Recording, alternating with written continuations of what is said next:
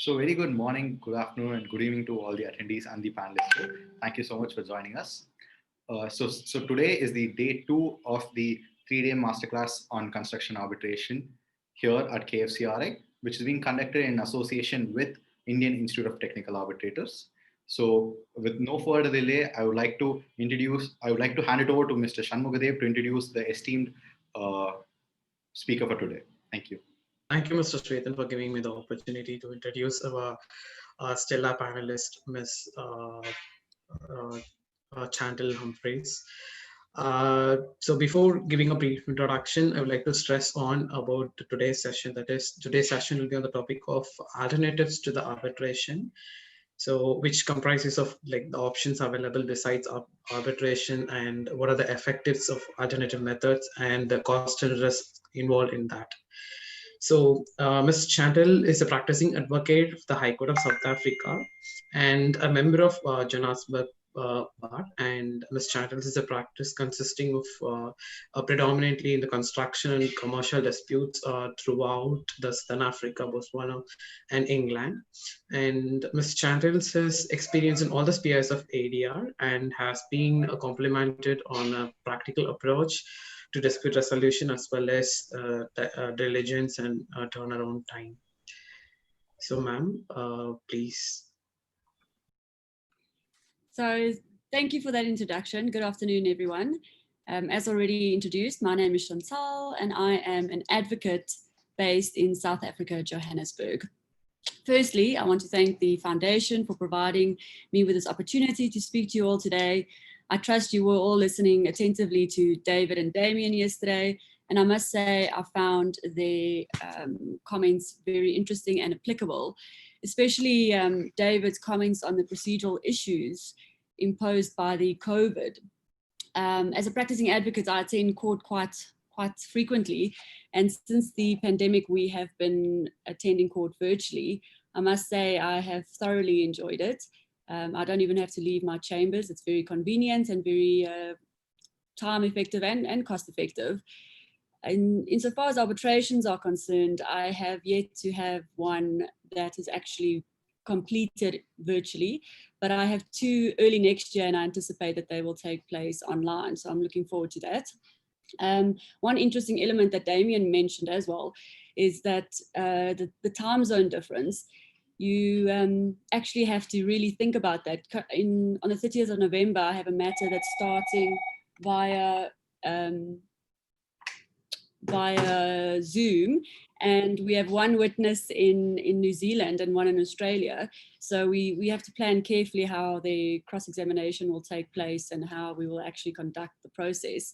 But in any event, those aren't my topics for today. And if I start talking about it, I might not stop and we'll end up being here the whole day. So as already indicated, I am talking to you today about the alternatives to dispute resolution except for arbitration. I don't know why my phone is ringing, sorry about that. So for example, you get things like neutral fact-finding, facilitation, early neutral evaluation, negotiation, expert determination, ombudsman services and the like. There are various alternatives to arbitration and I can't talk to all of them today. It will take me forever. So today I'm just going to stick to a couple of them. And I'm going to start with negotiation. So right after a dispute arises between parties and before they even contemplate arbitration, they might engage in negotiation. This even happens involuntarily. Negotiation is an element of everyday life, and most people don't even realize that they are busy with the negotiation process. Remember, with negotiation, there's no third-party involvement, and negotiation can even take place by writing letters in terms of which parties make offers and counteroffers. The difficulty with negotiation is the psychological factors that affect the outcome. For example, do the parties trust each other, the assumptions they make about the other, how important winning is to one party, how much they like or how much they dislike each other.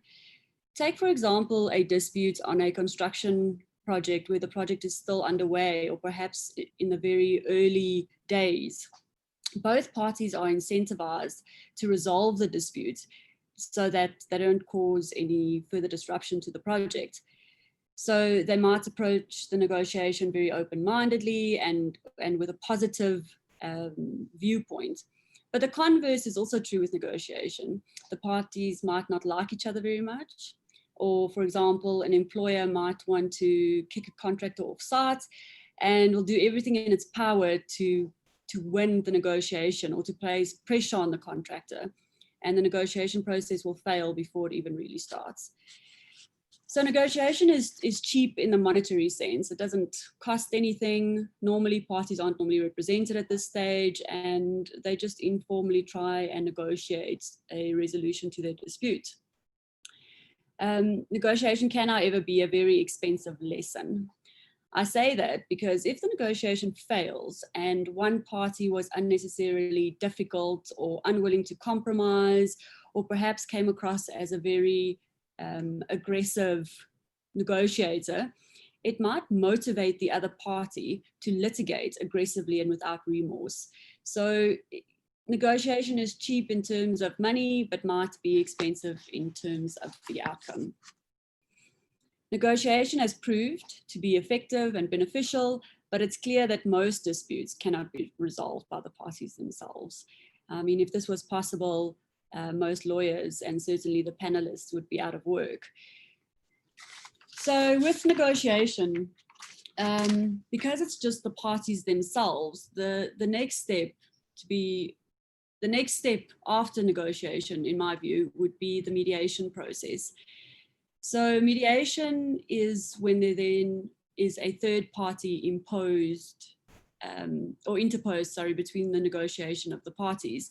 So the UK CEDA defines mediation as a flexible process conducted confidentially in which a neutral person actively assists parties in working towards a negotiated agreement of a dispute or difference, with the parties in ultimate control of the decision to settle the terms of resolution. So this definition, in my opinion, captures all the essential elements of mediation. It's a confidential process, it's a flexible process, there's a neutral person which is appointed, and the parties are in the ultimate control of the decision to settle and the terms on which they settle. So most of you would know that some standard form of construction contracts provide for mediation before adjudication or arbitration is commenced. So as opposed to negotiation, mediation is a more formal process and has quite a structured approach. The mediator is an impartial person and normally has some sort of formal mediation training. I'll get back to why this is important in a moment. Typically speaking, during mediation, the parties might only be in the same room for a short while, perhaps not even at all. And the mediator will separate the parties and will move between the two teams and in that manner mediate the dispute. It must be remembered that a mediator is impartial and does not offer advice or seek to influence the outcome. The mediator's only role is to help the parties resolve the dispute. And of course, just like with any ADR process, you get different types of approaches to mediation. Flexibility is the hallmark of any ADR process, and mediation is right at the top of the list. There are, in my view, three main approaches to mediation, which is transformative mediation, facilitative mediation, and evaluative mediation. You can look for yourselves what transformative and facilitative mediation is. You can find the answers easily online, or if you want, you can contact me directly and I'll direct you to some interesting papers on the topic. I'll give you some more information about evaluative mediation because it's quite interesting. It's in this type of approach, the mediator engages far more actively in the substance of issues and may typically be an expert in the relevant subject matter. For example, I imagine Damien might be a good mediator and use the evaluative approach just because he is an expert in construction. So with With evaluative mediation, the expert will sometimes make recommendations to parties as to the appropriate outcome and may even tell the party where their strengths and weaknesses lie. The expert or the mediator might even go so far as to try and persuade the parties to accept a particular outcome. So of course, there's obvious risks associated with this model. For example, the mediator might be perceived by one of the parties to be more partial to the other party, and that itself may result in the mediator losing the trust of the parties. The trust that the parties have in the mediator is the most important factor in facilitative mediation. The reason for that is because the parties need to be comfortable with the mediator and need to be able to trust the mediator, to tell the mediator confidential things about their case, so that the mediator can actually understand the dispute and can understand what the party's real need in settlement is. So mediation, in my view, is a very effective tool in resolving disputes between parties, especially when both parties actually want the dispute to be resolved without having to resort to litigation and arbitration. It could also be that the parties' negotiations have failed because they aren't able to communicate effectively with the other party and might come across too demanding or too aggressive. This is where the mediator's training becomes very relevant. The mediator has to be trained or has to be able to effectively communicate what each party wants to the other party in a manner that is acceptable to the other party. So for example, if the mediator talks to party A, and party A says, listen, my bottom line is £10 million. I won't accept a cent less, so don't even come to me with an offer of anything less than that. If the mediator then goes to the other party, to party B, and says to party B, look, party A wants 10 million rand. So unless you give me an offer of 10 million rand, there's no point in going to talk to party A. Party B might then say, well, I'm not willing to offer anything more than £4 million, and therefore I don't see any point in this mediation and will simply leave. In those circumstances, the mediator in fact failed in his or her role. The mediator should have slowed things down, should have tried to understand what the real dispute is between the parties, should have tried to investigate other means of trying to resolve the dispute or coming to some sort of resolution. We all know money talks, but money isn't the only basis on which a dispute can be settled. It's the mediator's job to explore the parties' options. It's his or her job to explore what the party really wants and needs, and there may be some other basis on which they can settle. At some point during the process, the mediator will have to ask questions regarding the risk, and if the party has actually thought about the possible outcome and costs associated with arbitration and litigation. In such a manner, the arbitrator can draw the party's attention to other considerations, which may lead to the settlement of the matter far quicker. One of the best features, in my view, of mediation is the fact that it creates an opportunity to be creative. You have to remember, with arbitration and litigation, the normal outcome is win or lose. One party gets what they want and one party doesn't. There isn't really ever an in-between. The arbitrator also doesn't explore the dispute or try and salvage the parties' relationship. With arbitration, an arbitrator is appointed to resolve the dispute before him or her, and that's it. The arbitrator, in fact, if the arbitrator were to consider being creative and trying to go outside of the dispute or trying to explore other avenues, then I am certain that the other party will raise an issue with jurisdiction. The arbitrator simply doesn't have the jurisdiction to go outside of the dispute that is referred to him, where it's very different with mediation. The negotiation process that is inherent in mediation enables the parties to address the cause of the dispute and to manage a range of complex business interests that may have given risen to that dispute. So with the assistance of a skilled mediator, parties are encouraged to create options and search for new solutions beyond what a court or a mediator might be capable of providing. The parties are also not constrained by the scope of pleadings or remedies, and they can have disputes resolved in fact, they can resolve more disputes than that which was referred to mediation. The mediator is not bound by any set of pleadings. He or she is not bound by the dispute that is referred to him or her. And mediation might take an hour or two, or it might take days. It could even be a process that happens over a period of months, depending on the complexity of the dispute.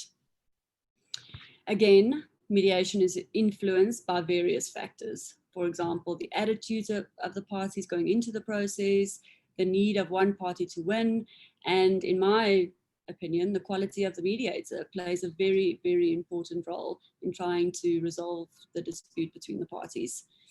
It's important to know that mediators don't necessarily have to be lawyers. It again depends on the type of dispute. Sometimes a person who's technically qualified might be able to mediate a dispute better because he or she understands the technical elements of the dispute between the parties. Sometimes a lawyer is preferred because the dispute is contractual in nature and the lawyer has a better understanding of the contractual terms or the risks associated with court litigation and can explain those risks better to parties. So it honestly depends on the type of dispute that requires to be resolved, even in construction matters. Sometimes the mediator should be a technical person because the dispute relates to the quantum of a specific item, and the expert or the technically qualified person is in a better position to mediate the dispute. Where sometimes the dispute relates to the interpretation of a contractual term and the parties simply aren't able to agree on the process going forward because there's some sort of conflicting terms or there's some sort of ambiguity in the contract. Then, of course, a lawyer might be better suited to mediate the dispute. The risk with mediation, and to be honest, it could be a pro or con, is that the other party gets an insight into the weakness and strengths of your case. The mediation process is always without prejudice and confidential, as I said in the beginning, but the mediator is entitled to reveal with your consent to the other party's sensitive information. So what might happen in a typical mediation is that settlement negotiations have reached a certain point and the mediator will say, look, for us to move further, we actually need to tell the other side this issue, and we'll ask the consent of the party to reveal some confidential or sensitive issue. So you might then give your consent and the mediator will tell the other side this sensitive piece of information. The settlement negotiations then fail or the mediation fails, and that party now has insight, or you might have insight into the weakness of your opponent's case. So even though you can't use what you learn in mediation against the party in court or in arbitration, you still have this knowledge and you can then use that knowledge to better your case or to better your search for evidence, to better your own case. So I recommend mediation because even if you don't settle your dispute, you still have some practical advantage in knowing the weakness of your opponent's case. So important to remember that mediation is not finalized until there's a written agreement signed by all the parties. It does not necessarily mean that the other party will abide by the written agreement, and you might still have to institute proceedings to enforce the mediation settlement agreement. With that comes the risk that the party might say, the party refuses to abide by the mediation agreement, that the mediator was biased, or that the settlement agreement doesn't reflect the true intention of the parties. And the it might be a lengthy process, because the mediation might take a couple of months to finalize, and then the court process might take another couple of months to finalize. So if essentially mediation is only effective if the parties are willing to negotiate, and if the parties act in terms of the settled mediation agreements and act in terms of the settlement reached. So just as a little background, or as a little bit of information, I recently completed mediation training, and I must confess, it is a completely different skill set to learn. I'm an extremely direct person, and advocacy skills have become part of who I am. So because of that, mediation is a substantial change to how I practice. I have to learn not to advise the parties. I have to stop myself from cross-examining the party in the mediation. So it's an ongoing learning process, but I thoroughly enjoyed it, and I would suggest that parties who want to become arbitrators should consider undergoing mediation training as well, as it's different. It's a different skill set to learn, and it is really quite interesting. I'm not entirely certain, perhaps Damien would be able to give some examples before I hand over to him, but how effective mediation can be in big construction projects, especially because the parties have adjudication or arbitration as the fallback, or perhaps because mediation is seen as a soft approach, and parties don't, especially in the construction field, parties don't want to come across as soft.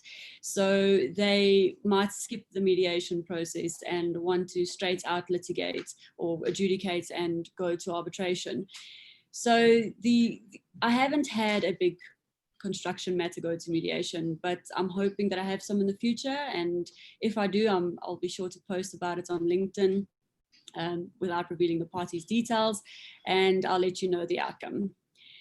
So I'm going to pause here for a moment and give Damien a couple of minutes to tell you about expert determination as a means of alternative dispute resolution.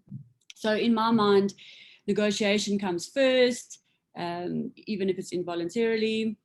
Mediation is the next step. Of course, you can have neutral fact finding and all those other processes in between, but mediation would come next, in my opinion. And if the mediation had to fail, then you could move on to expert determination.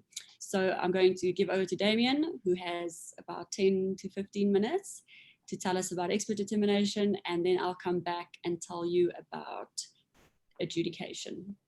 Thanks, Damien. Over to you. Thank you, Chantal.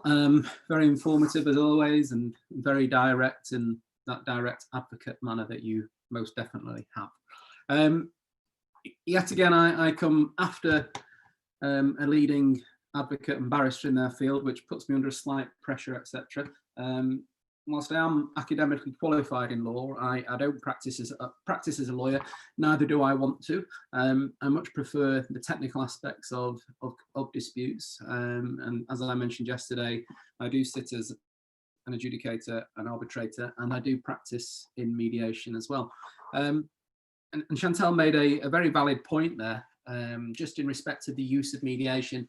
Definitely in my field of expertise, which is construction, international disputes, domestic disputes, which domestic disputes for me are in the UK, although South Africa is an area where I practice heavily as well. So it's almost akin to having two sets of domestic disputes. But I do find that with mediation in the construction environment, the cultural aspect of construction parties doesn't always lend itself to mediation. There are so many agreements that are made between the parties which they think are correct at the time of making them, which are unravelled by the lawyers in statements of claims and statements of defence and counterclaims, etc. That there's still a culture of specific parties wanting their moment and to get the truth out and to look their opponent in the eye.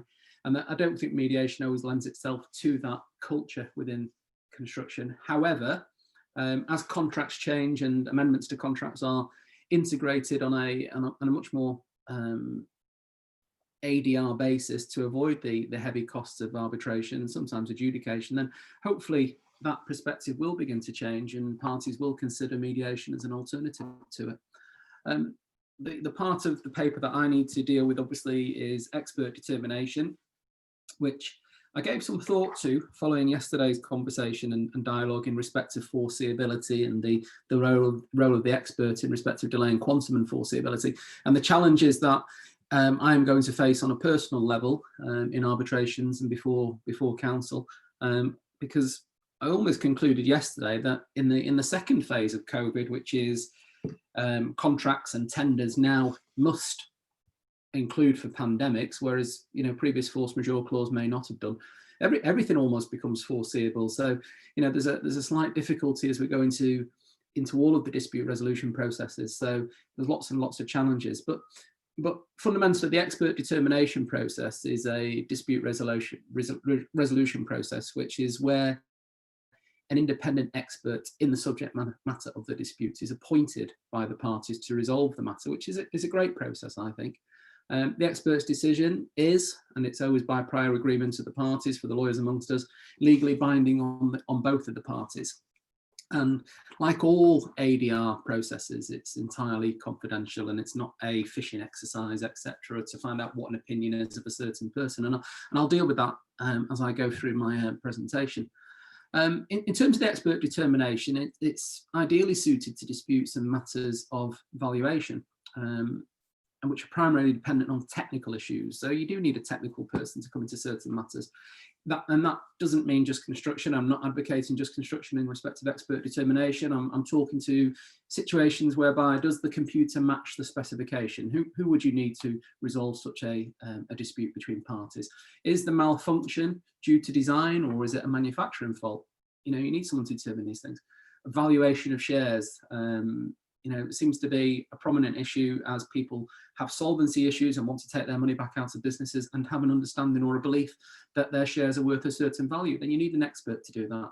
And commonly rent reviews and contract performance matters lend themselves to expert determination. The determination can also easily be used in many other areas. And that might be insurance wording, which might be an issue that we face in the coming months in the second phases of the COVID-19 outbreak. Sale of good disputes, when we have the argument of time is of the essence. What does that actually mean? Fitness for purpose, that lends itself to expert determination, as does boundary disputes.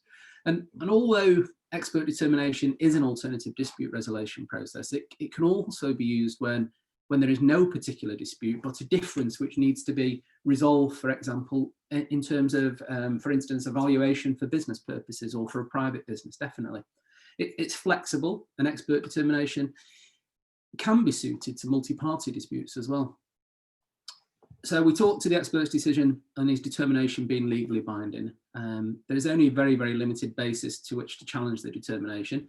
It's therefore important that the parties clearly select an expert who has both relevant expertise and experience in addition to the knowledge of the determination process. Sometimes the expert's decision is not binding, but it could be advisory, and that's known as expert evaluation, and that's just another tangent of the whole process. And where though that might not be binding, the evaluation often forms the basis of settlement for parties, so it can be of great benefit.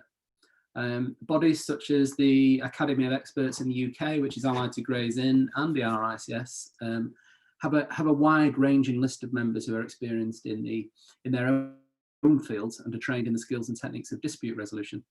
These bodies also train experts in the practicalities of being an expert determiner. And I think for those experts who are in the practice and have a practice which is expert work and expert disputes in delay and quantum, yes, the training is good and the regulations are good in that respect, but if they are proficient in the field of expertise that they work in, then that determination doesn't need much more training, because it's the experience and the discipline that they have that I talked to yesterday. But expert determination might exist in areas such as arbitration, might exist in insurance and accounting and medicine. So there might be people who can give expert determinations but do need the training in respect of how to carry out such process. Similarly, those bodies will act as appointing bodies if required, but most people will find the expert determinator, because of the experience of other people that they've had, and ad hoc agreements will probably prevail in the future. Expert determination might not always be, but it may be a provision in your contracts, and it might be a consideration for the future. If not, then obviously you look to the professional bodies in terms of the standards and the rules for procedure, which are assisted by the RICS and the Academy of Experts, as I've mentioned. And from that process, the parties need to agree the expert's appointment. Once everybody who's involved has been agreed, once everybody's agreed, then simply, it's a question of giving a brief to the expert determiner or the expert to provide his determination and giving details of the problem. Each expert determiner will have his own approach, but in general, and this is the process that I would normally expect, the parties will agree the exact wording of the question to be determined by the expert. The parties then provide the expert the evidence as they think is necessary. The expert is given the opportunity to ask for further evidence that he considers appropriate, and that helps the process. Then he or she will decide whether or not to deal with the matter on a document-only basis, or if it is necessary to hold a hearing and a technical examination, which in respect of technical disputes, then it's often handy for both parties to see that the expert determiner comes along and actually takes care and attention in reviewing the actual issue. Sometimes, in the same way as an arbitral process, an expert may determine that a preliminary procedural meeting is required to deal with some of the questions and to deal with some of the issues which are straightforward and non-contentious. And once the determination is completed, the expert will issue a decision, which is fundamentally called the determination. He'll do so in writing in accordance with the agreed procedures. Those agreed procedures will be timing, etc. If the expert decides it is necessary to hold a meeting, then parties can choose where the meeting is, whether it's on site or whether it's at one of their offices. If there is a continuing dispute in that respect, then neutral facilities at an ADR centre, which are more and more prevalent, can be used. And that's an equitable way and an impartial way of the parties meeting together. Will it work? Well, I say yes, it should work. Expert determination has been in use for many years in a large number of technical arenas, and has a proven track record, and we shouldn't discriminate against that because we want our day in court. We may still find exactly the same answer by an expert determination that results from 5 years in an arbitration process.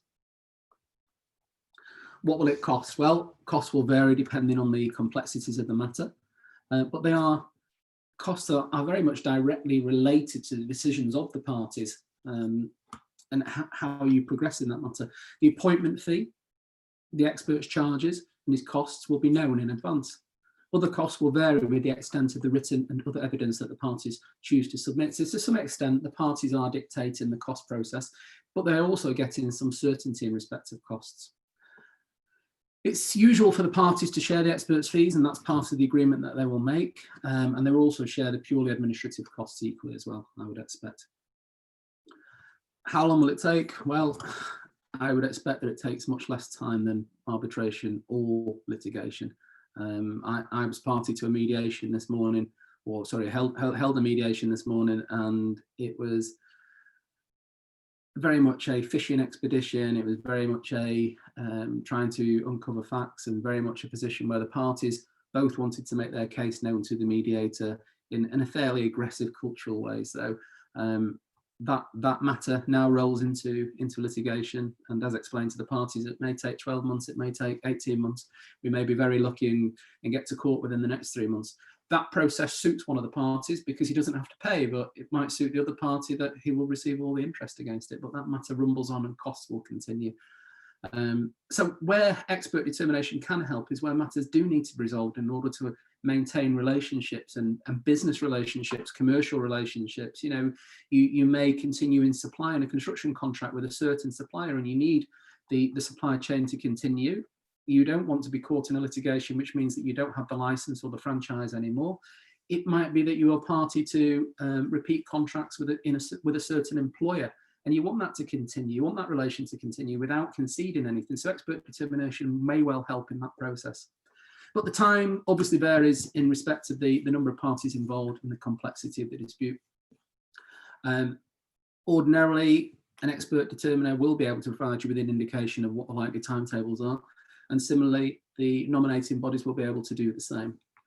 I don't think I have much more to offer other than what I've provided there, Chantal. So I hope that's been helpful in terms of expert determination and giving you good guidance. I mean, the fundamental parts of it is it's the provision of a technical expert in the technical ambit of the dispute, which is before the parties, providing a determination which may preclude the dispute from running further, or it may help in an evaluative manner. So it's an essential part of the process. It's unlikely that many expert determinations will result in a different decision in an arbitration or a litigation process, because that is the form of expert determination in itself. So if you are bound by it and it provides a conclusion, great. And I think it's a great process in respect of maintaining relationships without the Armageddon of arbitration, etc. But culturally, I do expect that people will be very tentative to the expert determination in the same way that they are tentative to the mediation process. And we need a cultural change in that respect. And it's not cultural in terms of jurisdictions, it's cultural in terms of the words that David used yesterday, the good guys and the bad guys. And where one party always perceives the other person as the bad guy, then we're always going to have issues, and we're always going to have those blockages to alternative dispute resolution, because somebody still wants somebody hauled before the headmaster for them to be told off appropriately. That culture we are managing, we are trying to change, and the biggest exponent of that is that the economy and the balance of a fair and expedited process will assist in that, and I think expert determination will give that. So thank you. That concludes my mini presentation within your presentation. Thanks, Damien. I must say I'm quite interested in the ins and outs of expert determination, just because it's not used very often. But I think one of the risks we have, unfortunately, with expert determination is that one party is going to be unhappy with the outcome, or no, I'm not saying definitely, but may likely be unhappy with the outcome, and that party will then challenge the expert's determination, either by way of court proceedings or by referring it to arbitration. And the other party may be left with a situation that it has an expert determination in its favor, but it might not be able to enforce it without having to go to court or some other process to enforce the expert's determination. I mean, a party who's unhappy with the findings of the expert might allege that the expert failed to consider relevant evidence, or that he was biased. I mean, the same complaints that are normally levied against adjudicators or mediators. So I think that's just the risk that you have to be aware of when it comes to expert determination, and yeah, that you just take into account that the expert determination might be a process of a couple of months, and then you might still have to take further steps to enforce it.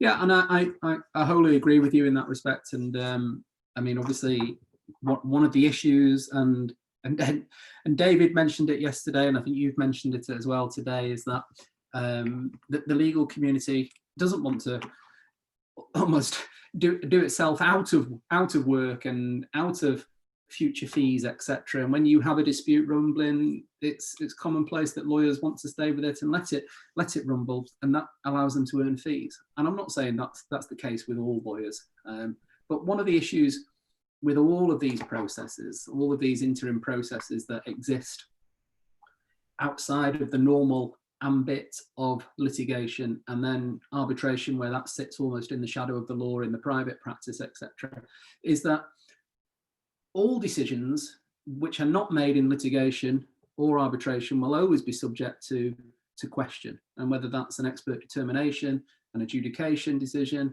And the reason for that is that they are decisions which are final until determined finally in a litigation or arbitration process, unless the parties agree otherwise. So, it's almost like, I mean, yourself in terms of arbitration and the remittal of awards and appeals and reviews, they are very limited on the grounds in which they actually are permissible.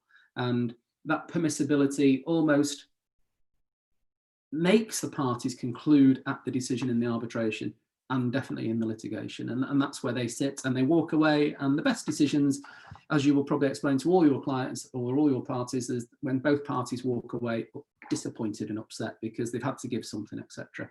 Expert determination, mediation, adjudication, I think at the moment they are seen as steps on the journey to final determination. And until parties can get to that process of saying, okay, we're happy with expert determination as a way of resolving our disputes in terms of, and from my practice, in terms of what the entitlement is from the extension of time. Is it 10 weeks or is it 12 weeks? Is it 20 weeks or is it 40 weeks? We'll get the expert determination in, we'll deal with it.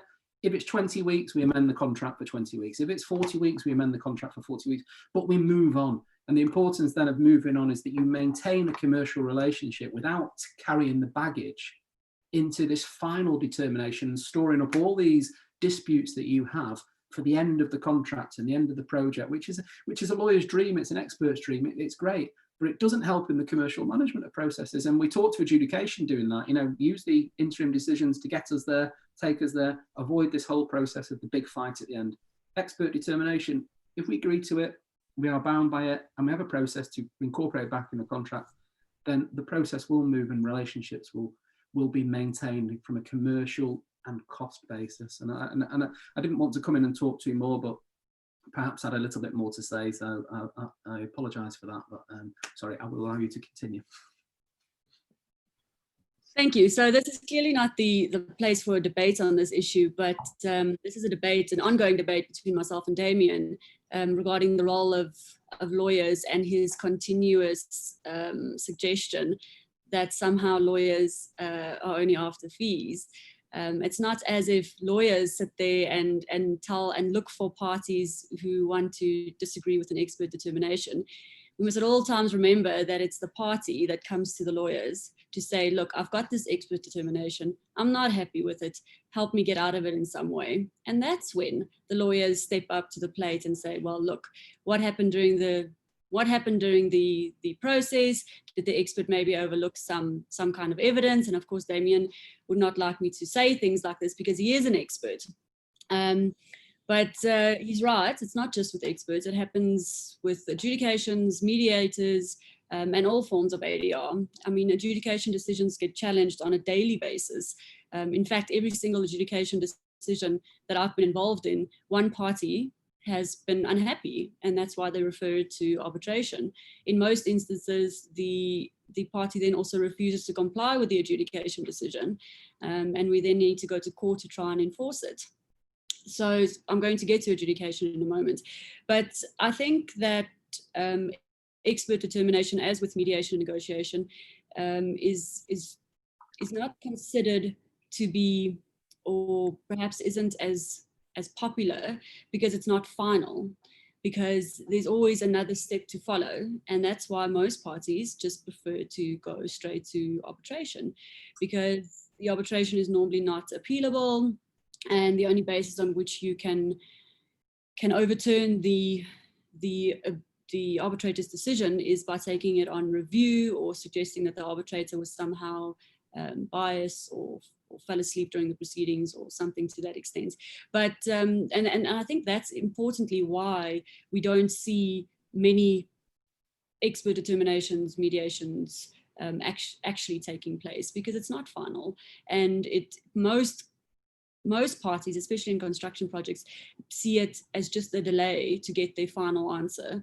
So for that reason, I think that we need to explore mediation, negotiation, expert determinations a bit more, and try and promote it amongst our peers and construction projects so that it can actually effectively resolve disputes. I mean, and I'm going to move on to adjudication now, but if a matter goes to mediation, it doesn't necessarily mean the lawyers won't earn fees. I mean, parties can still be legally represented in mediations. Parties still take legal advice. The mediator is most of the time a legally qualified person. So I think that it's time to move past this, the thought process or the culture, as Damien put it, that mediation is going to do lawyers out of fees. I don't think that is the case at all. In fact, I think it's another stream of income or revenue for lawyers and experts, of course, or arbitrators, anybody that wants to be a qualified mediator. I see some questions regarding being qualified as mediators and things like that, and we'll talk about that at the end of this presentation. So I think now it's time to move on to actually discussing adjudication. It's important to know or to recognize that not a lot of contracts, in fact, I don't know of any really, that make provision for expert determination as well as adjudication, because adjudication is to some extent an expert determination, and I'll explain that a bit further in a moment. So in adjudication, as with most ADR processes, an independent neutral person is introduced to assist the resolution process. So adjudication is the process, is a process in which procedural rules of natural justice apply. Now, what that means is that the party must know the case they are required to answer, and they must be given a fair opportunity to do so. So that is the natural, the rule of natural justice.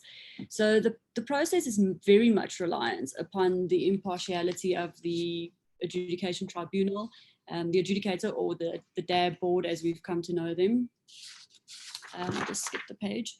Adjudication is also known as a fast track method for resolution of disputes. And there are normally very strict timelines to comply with referring disputes. So there's also very strict timelines for the exchange of pleadings and when a determination has to be handed down. And if you miss your opportunity to refer a dispute to adjudication, your claim might be time barred and you might not have the right to claim again. So adjudication is extremely handy for projects that are still underway. If you need a quick resolution to an issue arising from a payment certificate, for example, and you need the cash flow, you need the funds to go on with the project, then adjudication is definitely one of the more preferred methods. If the contract has come to an end, there's some case law to suggest that adjudication is not suitable to resolve the dispute, because there's no need for a fast track resolution. The contract has come to an end. The purpose of adjudication is to resolve a quick resolution to the dispute so that the project can continue. And if one party is then unhappy with the outcome, they can still refer to arbitration. But let's use the example when a contract is terminated. Contract is terminated and both parties agree to the termination, but there's now a debate on the final account, for example. The party then refers it to adjudication. The adjudicator's determination is not final between the parties, because the contract will necessarily state that the determination of the adjudicator can then be referred to arbitration. So now you sit with this interim but binding award from an adjudicator that says the final account value is X, and the one party then says, well, I'm not going to comply with this because I'm going to refer to arbitration, and I have concerns that the contractor might not be able to pay me back if I win on arbitration, so I'm not going to pay the money to the contractor. The contractor or employer, whichever party it is, will then have to go to court or some other means courts to enforce the adjudicator's award. And this can be a 2-year process, especially in South Africa. And for example, we've just had a matter where the party was ordered in the adjudication to pay 250 million rand to the contractor, and the employer said and refused to comply.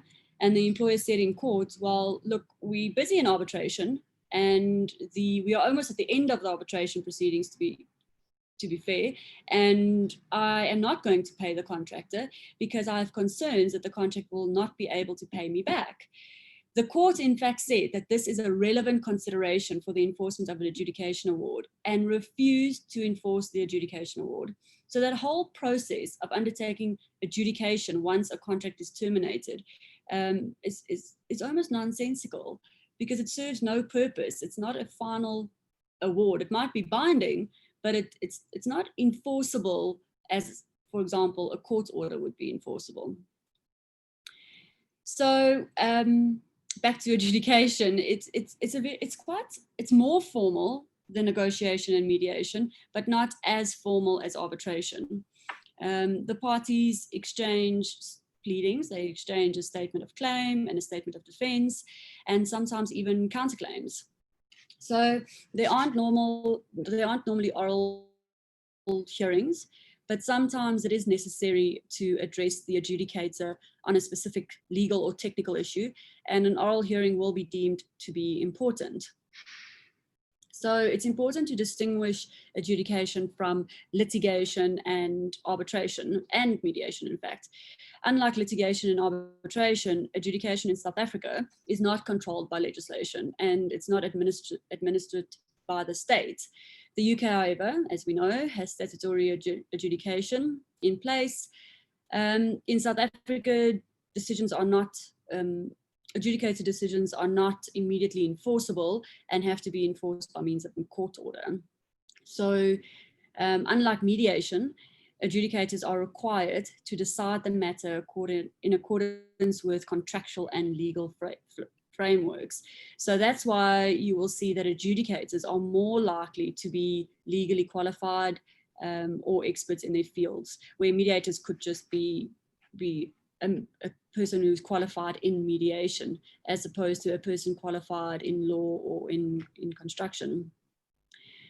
So, as I said earlier, adjudication closely resembles expert determination, but it differs in the degree of self-knowledge that can be used as a basis of a decision. So, of course, as Damien said, with expert determination, the expert uses his own knowledge to make his determination. He uses his technical qualifications to determine the dispute between the parties. With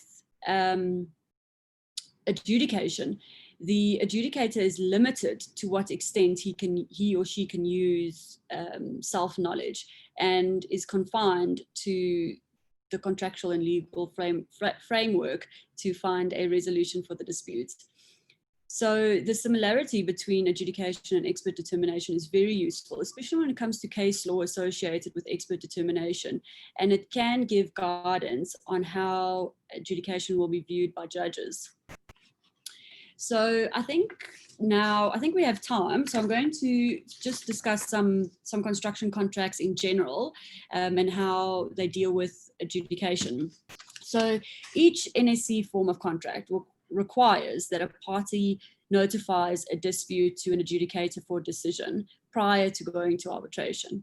So the NSC contracts say that the decision is binding on the parties unless and until it may subsequently be changed by a arbitration tribunal. So the decision becomes final if the party does not notify the other party of his intention to refer the matter to a tribunal within 4 weeks of the adjudicator's decision. So such reference to the tribunal is not permitted if the matter has not first been referred to an adjudicator. The adjudication procedure in the NSC family of contracts is included in Section 9 of the core clauses, or under option W1 in South Africa. Option W2 is not used here, and as far as I know, it's only applicable in the UK, but perhaps David or Damien, I don't think David's here today, can answer any questions on that. The adjudicator has jurisdiction from the NSC adjudicator's contract entered between him or her and both of the parties arising from the dispute, and it's a combination of the contract and the contract between the parties from which the dispute referred to him or her has arisen. So resolution of a dispute by adjudication is mandatory in all NSC contracts. Of course, it can be excluded by agreement, but it's standard in all NSC contracts. There are strict time bars for the notification of a dispute and the implementation of the adjudication process, which, as I said, if not observed, observed would not only deny the party of their rights to adjudication, but also to any possible further reference to either arbitration or litigation. This is typically known as time bar clauses, and they are open to be challenged. People challenge time bar clauses all the time, but most of the time they're unsuccessful because you have agreed to certain time periods in terms of your contract, and those contracts are normally enforced. So the adjudicator's fees is based on an agreed hourly rate normally, and the expenses are shared equally between the parties, but an adjudicator might make a finding as to costs in his determination.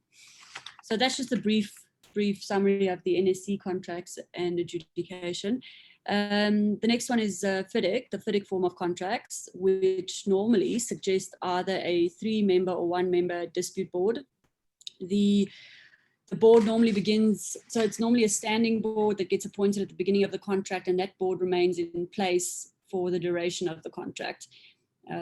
Some other contracts, NSC in South Africa, JBCC, they make use of ad hoc adjudicators, and new adjudicators normally appointed for each dispute, which sometimes is more suitable. Sometimes the parties don't like the previous adjudicator and they're free then to appoint a different one. With FIDIC, there's normally a standing board, and the board will normally begin with its activities as soon as the contract commences. The board normally signs a dispute adjudication board agreement, and it normally incorporates the general conditions of dispute adjudication agreement and procedural rules of FIDIC. So the board members are independent experts, either in the technical field or as lawyers, and they are not employees or agents of either the employer or the contractor. In fact, it is fundamental that they are independent from the proceedings. So board members, adjudicators, are not to assign or subcontract any of their services or duties. You appoint a specific person, and that person doesn't delegate to somebody else. Whenever a dispute is referred to DAB, to a DAB board, to a dispute adjudication board, it will hear the case and it will make a decision within 84 days. Of course, those time periods can be extended if the parties agree, but that is the standard period. And unlike an arbitral tribunal, the board is authorized to a certain extent to investigate the merits of the dispute.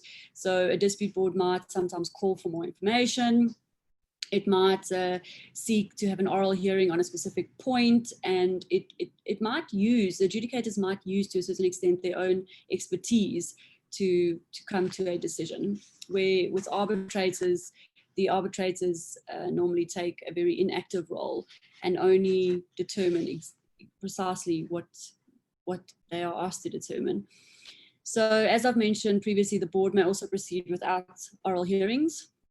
After the hearings are closed, the board, if it's a board of 3 members, would meet in private, and they would then reach their decision. Their decision together with the reasons, written reasons, will be served on both the parties. So it's important to know that adjudicators' decisions have to be based on the pertinent contract provisions, applicable laws and regulations, and the facts and circumstances involved in the dispute. So just to unpack that a little bit more, mediation doesn't really take into account the contract provisions. It doesn't really take into account applicable laws. Of course, the mediator can't settle a dispute on an illegal basis. A mediator doesn't refer to case law and doesn't really say, oh, but the contract says this and the contract says this, and they're bound by the contract. Where an adjudication an adjudicator's determination has to be based on the contract provisions, and it has to take into account applicable laws. It has to take into account case law, and of course the facts and circumstances involved in the dispute. So FIDIC dispute boards have jurisdiction over all disputes which arise from the contract, or even a dispute in connection with the contract, which is very wide. The board may typically open up, review, revise any certificate, determination, instruction, opinion, or valuation of the engineer in the case of the red and yellow book, or an employer's representative in the case of silver or gold book. So as the case, so a DAB decision in FIDIC, as with NSC, is binding on the parties and who are obliged to give prompt effect to the decision. As before, the question always arises, or there's not always, but it's highly likely that the parties do not want to give effect to the adjudicator's decision and will seek some basis on which to delay or to dispute it. So I know that in statutes in Singapore and Australia that adjudication boards don't have jurisdiction over all disputes, where if you look at the FIDIC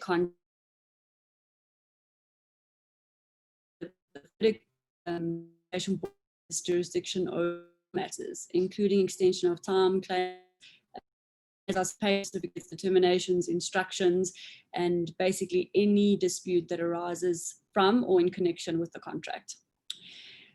Adjudication is taking up a prominent position in the construction dispute arena, and in fact, it has for quite some time. More dispute appointing boards are being established, or adjudication appointing facilities are being established, and it's hoped and proved to be successful in reducing and resolving construction disputes. I quite like adjudications. I find them to be effective. I find that if the contracting parties, if the employer and contractor want the project to be finalized, and of course most instances they do, they will embrace the adjudication process, and most disputes can be resolved without having to resort to arbitration. So the cost of arbitration and litigation remain very high, and commercial pressure alone will encourage more economic settlement options and will perhaps encourage parties to be more open to adjudication.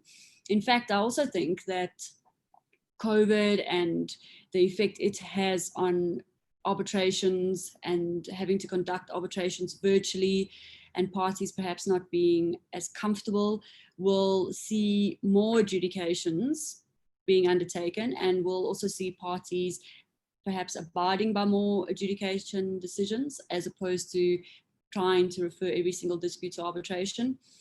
I recall David mentioning yesterday that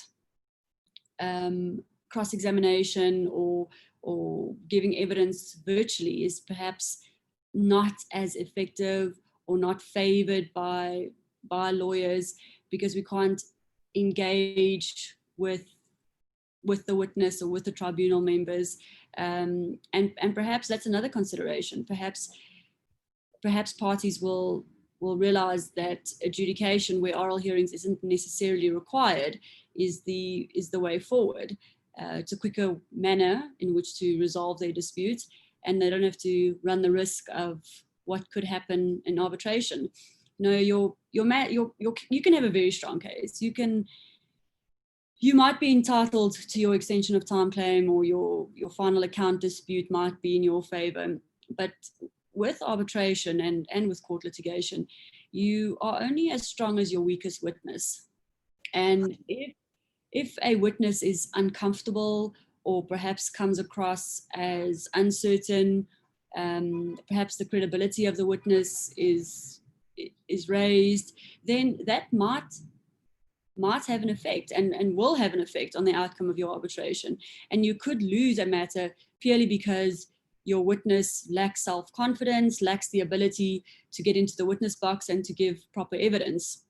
This is actually something that I've had in a discussion with Damien about, because I've had a matter where your expert is not confident in his or her opinion, and then comes across as doubtful.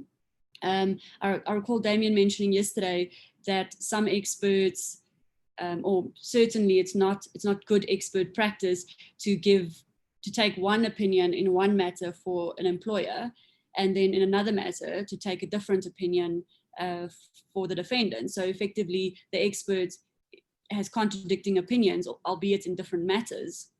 perhaps not even in different matters, perhaps in an adjudication, the expert took one view and now in the arbitration, he or she changes their mind.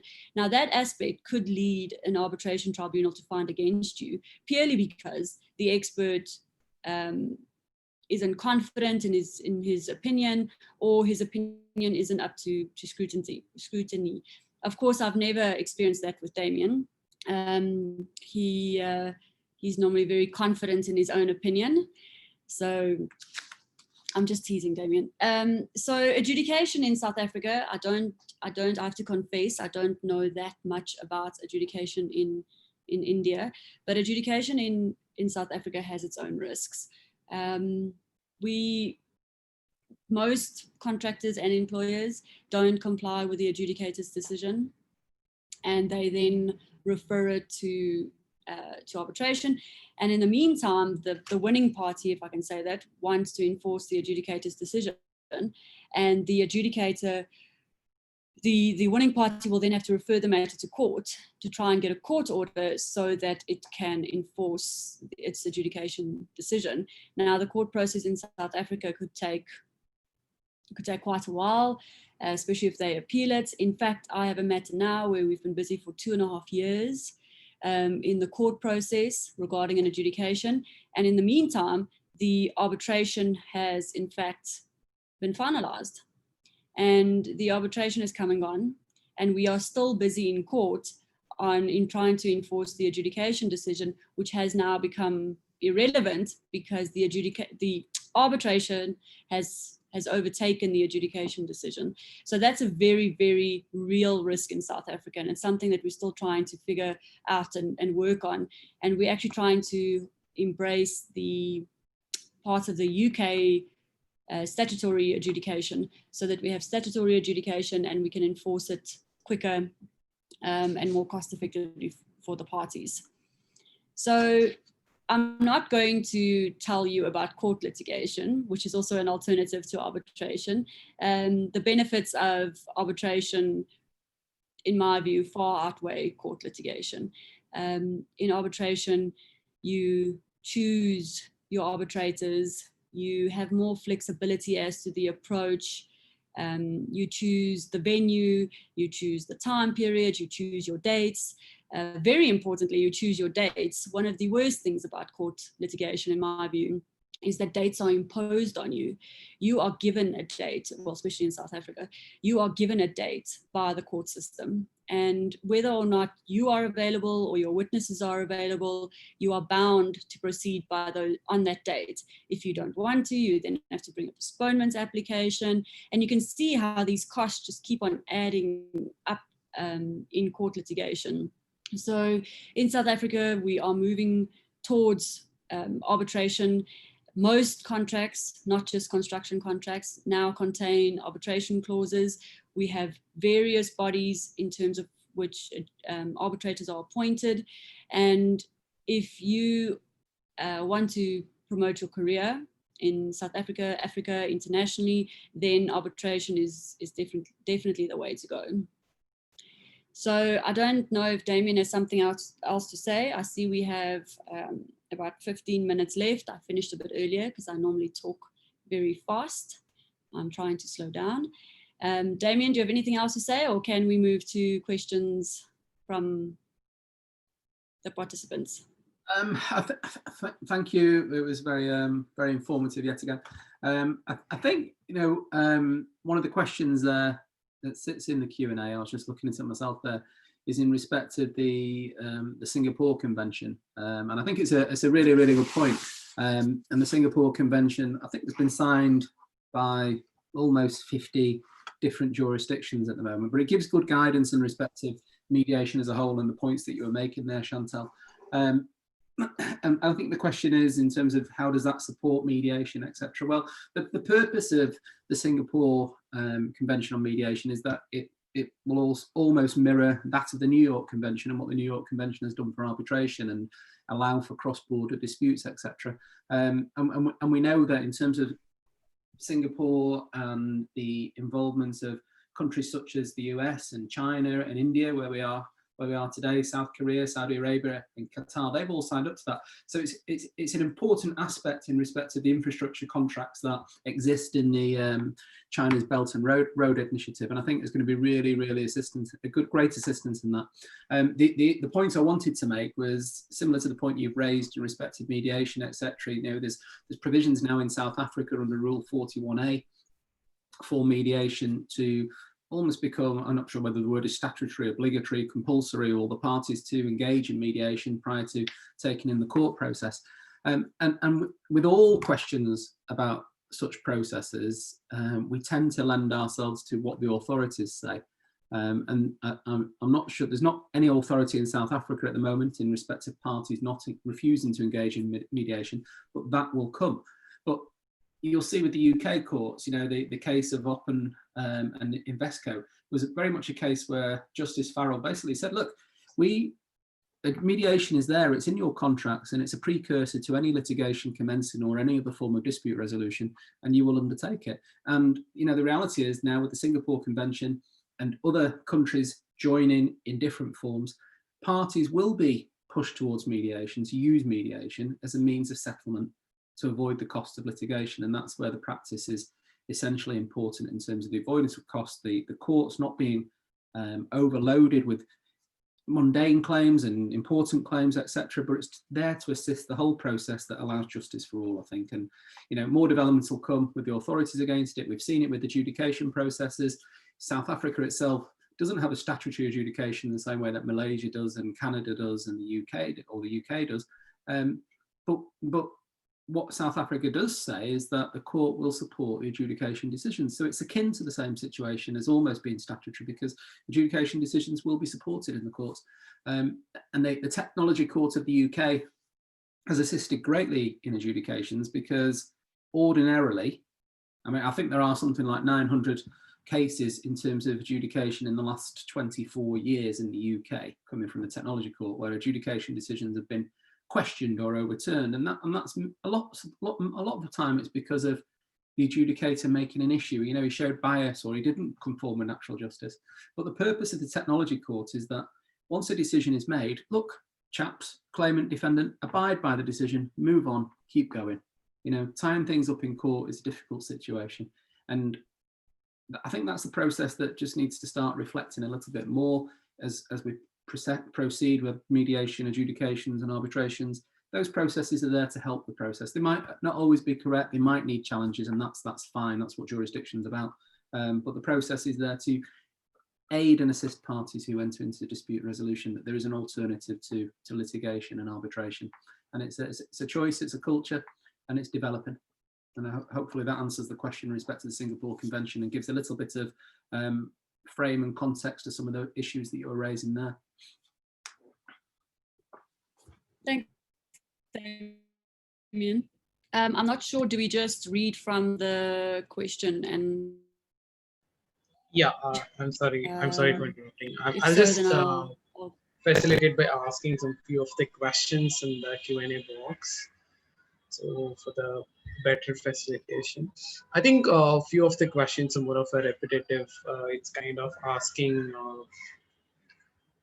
what are the principles to be followed in negotiation and what's the better choice. So I'll just put all those repetitive questions in a single format. And the question is, what strongly determines the choice of mediation or negotiation, or arbitration and dispute?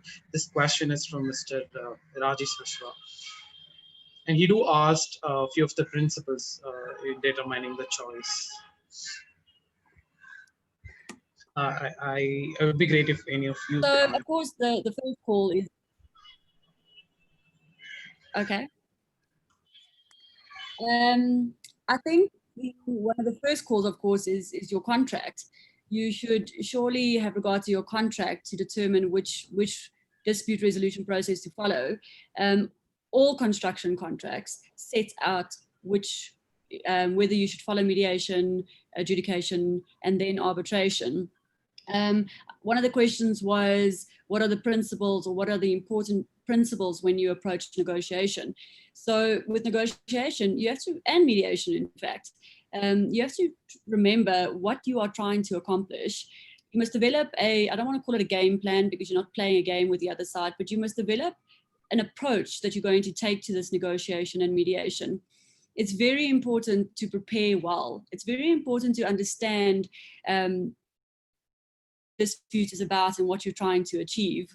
So I don't think that there's a hard and fast rule by which you can say which process is most suitable for which dispute.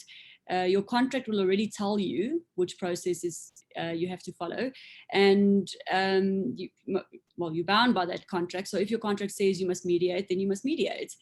When it comes to choosing a mediator or an adjudicator, a mediator or adjudicator, or even an arbitrator, doesn't have to necessarily be an expert in issues of technical nature. For example, I certainly am not an expert in technical issues, but because I practice in construction, I have a general knowledge of technical construction disputes. For example, solar panels and disputes regarding the actual solar panel and the moving of the solar panel and the different types of solar panels you get, only because I have acted in various matters which concerns solar panels. So even though I don't have technical training or technical expertise, I would like to think that I'd be qualified to sit as an adjudicator on a solar panel dispute because I have technical knowledge and I have legal knowledge. The same can be said for Damien and Anish. So if you have legal knowledge and you have a specific field in which you practice, like construction, or even insurance, or even sports law, or whichever law you specialize in, you then gain the technical knowledge. And with experts like Damien, who also holds legal qualification, he is involved in arbitrations, adjudications, mediations all the time. So he understands to an extent the legal process and is able to effectively run a adjudication and arbitration. He's also qualified to be an arbitrator. So that helps. When it comes to enforcing an adjudicated decision or a mediator's decision, the mediator and the adjudicator has no power to enforce its decision on the parties. It stops the moment. So with an adjudicator, the moment an adjudicator gives its determination, that is where the adjudicator's job finishes. It can't then try and force the parties to comply with its determination. As remember with mediation, the mediator never makes a decision. The mediator doesn't determine anything. The mediator helps the parties to resolve a dispute, and the parties draw up a settlement agreement in terms of or on the terms that they've agreed to settle. The mediator assists the parties, but the mediator doesn't make a determination. So the mediator also plays no role in enforcing a settlement agreement. So I think I've just answered a whole bunch of questions there. We want to look if I've missed anyone. That definitely answers like most of the questions related to the mediation and negotiation. In fact, Shanmugha, I'd just like to supplement what Chantal just said, which was excellent. And it highlights a very important point, which she made, that look, just because an individual, and many of you may be experts without any legal knowledge, like Damien as well said, he's been an expert for many, many years, and he's legally qualified. Now, not having that specific expertise of, let's say, for example, if you're an engineer or a structural engineer and you're asked to act as an expert or an arbitrator, perhaps let's say an arbitrator or an adjudicator in something in an allied industry or an allied field, that does not make you ineligible or not possessing the requisite knowledge or skill set. Now today as lawyers, as Chantal also mentioned, I've acted as an arbitrator in the African continent, in Rwanda, involving Rwandese law, no Indian lawyers, and I'm not qualified or trained in Rwandese law. I'm recently acting as an arbitrator in a Hong Kong seated arbitration involving Chinese law, and I'm not trained or qualified in Chinese law. So like Chantal mentioned, it's so important to keep in mind these international core principles that you can apply all throughout. And parties want to know and have that trust in you and your abilities to apply what's presented before them. Okay, because also remember, and this is an important point that both Chantel and Damien have highlighted, you can never apply your own personal knowledge in something that's submitted to you when you're acting as an arbitrator and as a mediator. You're not meant to hold a gun to the parties and then tell them, okay, this is what you do and this is what you decide. You're meant to facilitate, and the best way you can do that is by absorbing, listening, and then having a greater appreciation for the principles involved. Thanks, Anish. I agree 100%. It's as an arbitrator, you don't use your self-knowledge to determine the disputes, and I think with mediation, if the mediation is to be successful, the mediator has to appreciate his or her role and has to understand that the mediator isn't there to enforce anything. The mediator's opinion, with all due respect, is completely irrelevant to the dispute between the parties, and the mediator should in fact refrain from giving his or her opinion during the process of mediation, because what the mediator thinks is fair or what the mediator thinks the outcome will be is completely irrelevant. So again, as I said earlier, that's why mediation was such a shock to my system, because as an advocate, we tell the parties, we tell our clients, we give them our opinion, we are paid to give them our opinion. So suddenly when you're busy with mediation, you have to put on a different hat, and you have to learn that it's not your place to hold a gun to the parties' heads and say, this is what you will do, and this is my advice, this is what the outcome's going to be. You are merely there to facilitate the resolution of the dispute. So I agree 100%. And I quite like the challenge of mediation and perhaps the idea of having to learn not to be an advocate all the time. I know exactly what you mean, Chantal. Just one final concluding point on that. Even today, even within the realm of the legal profession, my original place of qualification was India. And, many years ago, before I became a full-time arbitrator and mediator, over a decade ago, I also qualified in England. And part of my higher rights of qualification assessment to get my barrister's rights then was a cross-examination session with an actor. And I remember doing my first mock. And I was butchered very badly with my initial assessment, because they said, you can't be so aggressive. You need to keep in mind, be soft tone. And I was so trained in India to be aggressive. I mean, that's what we do over here. When you're cross-examining someone, you go all out on the offensive, on the attack. But you could never do that in an English court before an English high court judge. They will let you have it if you try that. So it's even within the realm of law and the legal profession, there are those distinctions. So, and therefore, I'm so glad you highlighted that, it's important to understand that distinction and that restraint, and also cultural nuances that flow with all of this. So yeah, thank you for highlighting that. Thanks. I think, do we still have questions left, or are we? In line with it, there's one more question from Mr. Lokanulati. This is the last question. Is the Singapore Convention on Mediation likely to act as a springboard for construction disputes being referred to as mediation? I don't know if India is a signatory to the Singapore Convention on Mediation. I think it is. Oh, I see both Damien and Anish saying yes, so yes. So yes, I do think that it is a springboard for construction disputes being referred to mediation. I think mediation is on the uprise. I think parties have realized that they can't just keep on referring disputes to adjudication and to arbitration and incur these excessive legal costs and expert costs. And I definitely think that it's going to be a springboard for construction disputes being referred to mediation. It's important to just also bear in mind that not all disputes are capable of mediation. In some instances, the parties' relationships are tarnished to such an extent that the mediation will just not be successful.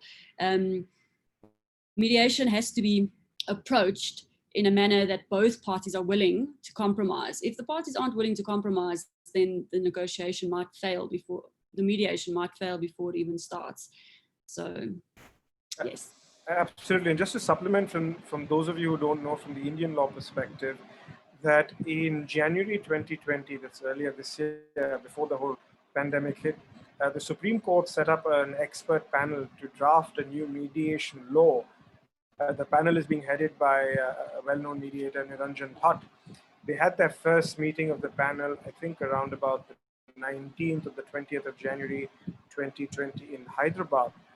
And they're working on preparing the entire structure, and then that recommendation or suggestion would be sent to the government of India for further consideration and possibly coming up with a draft law on that. Now, how long this will take, your guess is as good as mine, but it's a step in the right direction. Thank you once again for all the panelists for your wonderful session, and it was really informative. I think it's time for some conclusive remarks. So before I'm handing over to Mr. Anishwarya to share his final words, I would request all the attendees to fill in your feedback, which is already in the chat box. And so I think the link is in the chat box. So I would like to give a point to Mr. Anishwarya to share some final words. Thank you very much, Shanmuga.